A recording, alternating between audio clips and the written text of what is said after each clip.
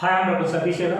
So today's topic చాలా మంది మా హోమియోపతి ట్రీట్మెంట్ కోసం పైల్స్, ఫిషర్స్ అండ్ ఫిస్టులా ఇది డిఫరెన్స్ తెలియక చాలా మంది వచ్చేసి సార్ నాకు మోషన్కి వెళ్ళే దగ్గర పైల్స్ వచ్చినాయి సార్ అంటే హర్షమూలలు అని చెప్పేసి అంటారు చాలా మంది. హర్షమూలలు వచ్చాయి లేకపోతే పైల్స్ వచ్చాయి సార్ అంటారు. అసలు పైల్స్కి, ఫిషర్స్కి, ఫిస్టులాకి చాలా మందికి తేడా తెలియదు. ఏ ప్రాబ్లం వచ్చినా డైరెక్ట్ వస్తారు, నాకు మోషన్లో బ్లడ్ పడింది సార్, లేకపోతే నాకు మోషన్కి వెళ్ళే దగ్గర నొప్పి వస్తుంది, మోషన్ సరిగా రావట్లేదు, ఫ్రీగా రావట్లేదు, నాకు పైల్స్ అని అంటారు. ఎవరు చెప్పారు అంటే మీకు నేనే అనుకుంటున్నాను సార్ అంట. సో దానికోసం మీకు ఒక చిన్న క్లారిఫికేషన్ ఇస్తున్నాను. అసలు పైల్స్ను, ఫిషర్స్ను, ఫిస్టులను ఎట్లా డిఫరెన్స్ చేసుకోవాలి మీకే అర్థమయ్యేలా నేను సింపుల్గా అర్థమయ్యేలా చెప్తాను. సో ఫస్ట్ పైల్స్ అంటే ఏంటి? పైల్స్ అనేవి ఏంటంటే ఇంటర్నల్గా మీకు ఎవరికైనా ఏ మనిషికైనా ఇంటర్నల్గా వెయిన్స్ అనేవి ఒక ముద్దలాగా లోపలికి ఉంటాయి యానల్కి వెళ్ళే లోపల. సో అక్కడ ఏమవుతాయి, ఆ వెయిన్స్ అనేవి ఒకేసారి బయటికి రావడం అంటే వీటిలో ఇంటర్నల్ ఉంటాయి, ఎక్స్టర్నల్ ఉంటుంది.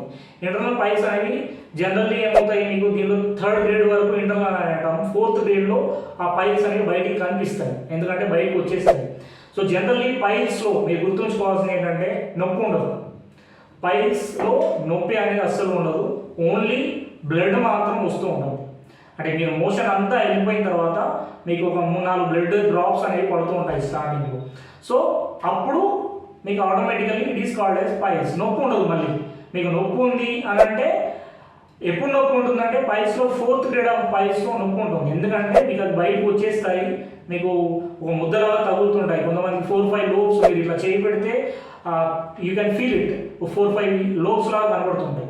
సో వీటిని ఎక్స్టర్నల్ పైల్స్ అని అంటాము. ఈ కండిషన్లో పైల్స్ అనేవి మీకు పెయిన్ ఉంటుంది, కానీ 1st, 2nd, 3rd గ్రేడ్లో పైల్స్లో పెయిన్ ఉండదు.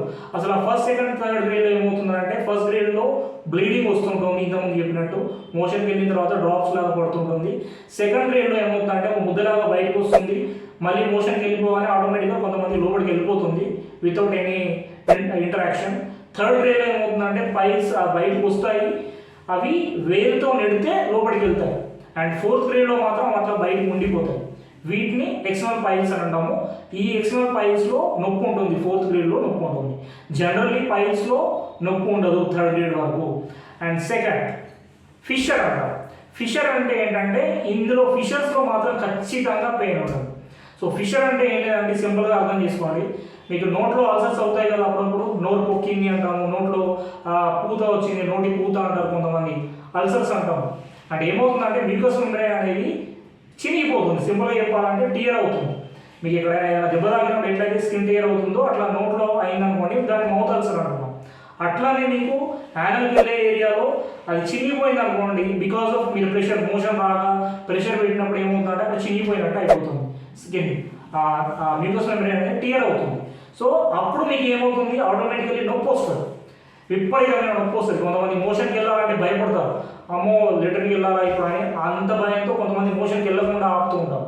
సో మేజర్లీ ఫిషర్లో ఏమవుతుందంటే నొప్పి వస్తుంది. అండ్ మీకు మోషన్కి వెళ్ళినప్పుడు కూడా ఏమవుతుందంటే మోషన్కి చారలాగా కనిపిస్తుంది. మీరు లెటర్ని అబ్జర్వ్ చేస్తే ఆటోమేటికల్లీ దానికి చారలాగా కనబడుతుంది. కానీ పైల్స్లో మీకు అట్లా కనబడదు, మోషన్ అంతా క్లియర్గానే ఉంటుంది. వెళ్ళిన తర్వాత లాస్ట్ డ్రాప్స్ లాగా పడుతుంటుంది. This is piles and fissures different. పైల్స్లో 4th గ్రేడ్లో నొప్పి ఉంటుంది, 3rd గ్రేడ్ వరకు నొప్పి ఉండదు. ఫిషర్లో మాత్రం ఖచ్చితంగా నొప్పి ఉంటుంది. చాలా కేసెస్ ఫిషర్ తోటే వస్తున్నారు. Piles, fissure and next fistula ఉంటుంది, లూటీ అంటారు చాలామంది. ఈ ఫిషర్ ల్యూటీ అంటే ఈ ఫిస్టులా అంటే ఏంటంటే అవి డ్రాప్స్ లాగా పడుతుంది. ఇప్పుడు మీరు డ్రాయర్ వేసుకుంటే దానికి కొంచెం డ్రాప్స్ లాగా తగులుతూ ఉంటుంది, అంటే పస్ లాగా తగులుతూ ఉంటుంది. దీన్ని మనం ఫిస్టులా అంటాం. ఈ ఫిస్టులా ల్యూటీ ఎట్లా తయారవుతుందంటే లోపల మీకు మోషన్కి వెళ్ళే ఏరియాలో మీకు కొన్ని గ్లాండ్స్ ఉంటాయి, అది జిగురులాగా ప్రొడ్యూస్ చేస్తుంటాం. ఆ జిగురు అంతా దేనికి పనికి వస్తుందంటే యాక్చువల్లీ మీ మోషన్ ఫ్రీగా రావడానికి.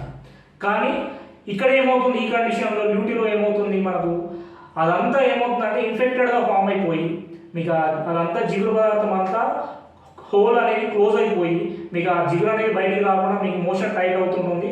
అండ్ ఆ మూసుకుపోయిన దగ్గర అదంతా ఫామ్ అయిపోయి ఇన్ఫెక్టెడ్ ఫామ్ అవుతుంది, ఎందుకంటే ఆ ఏరియాలో బ్యాక్టీరియా గ్రోత్ ఎక్కువ ఉంటుంది కాబట్టి మీకు ఆ బ్యాక్టీరియల్ ఇన్ఫెక్షన్ అనేది ఎక్కువైపోయి ఒక గడ్డలాగా తయారైపోయి సీమ్ గడ్డ అంటాం కదా, అట్లా ఇప్పుడు మీకు ఫేస్ పైన పింపుల్స్ వచ్చేస్తాయి కదా, ఇంత పెద్దగా సెగ్గడ్డ అంటాం కదా, అట్లా వచ్చేసి అదంతా అక్కడ ఫామ్ అయిపోయి ఫిల్ అయిపోయి మొత్తం కంప్లీట్లీ ఒక గడ్డలాగా ఫామ్ అయిపోతుంది.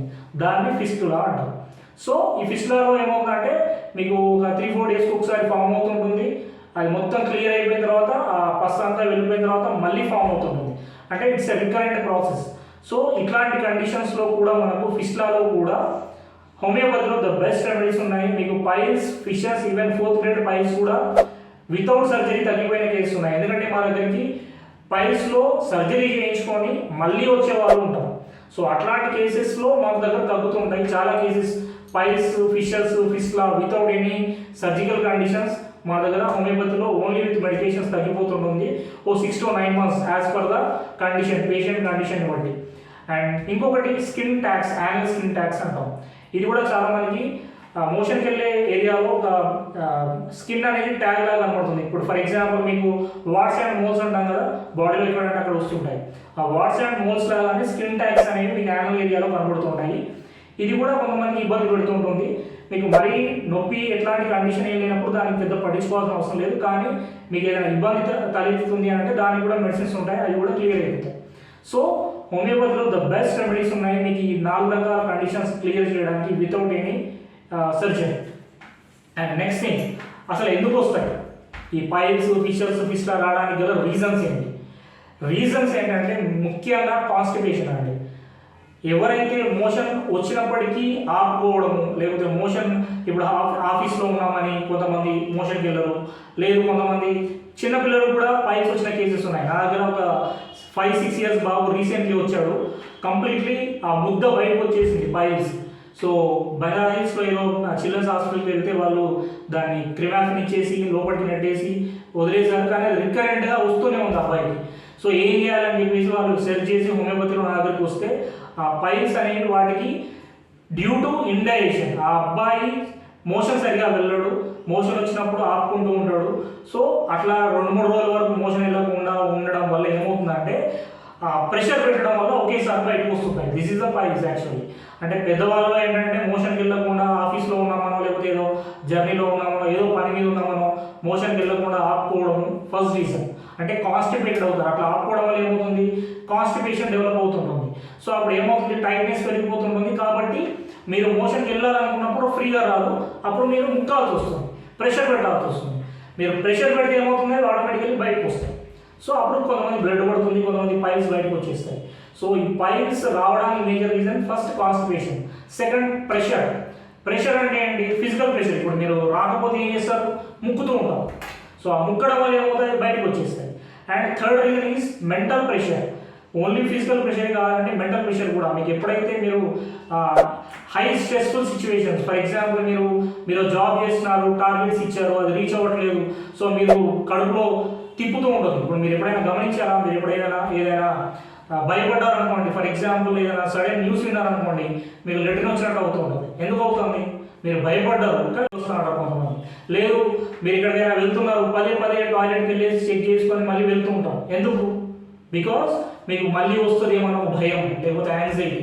సో మీకు ఈ ఫియర్ అనేది అన్నోన్ ఫియర్, లేకపోతే మీకు తెలియకుండానే కాన్షియస్ మైండ్లో ఉన్న ఫియర్ ఏం చేస్తుందంటే డైజెషన్ కెపాసిటీ మీద తగ్గిస్తూ వస్తుంటుంది.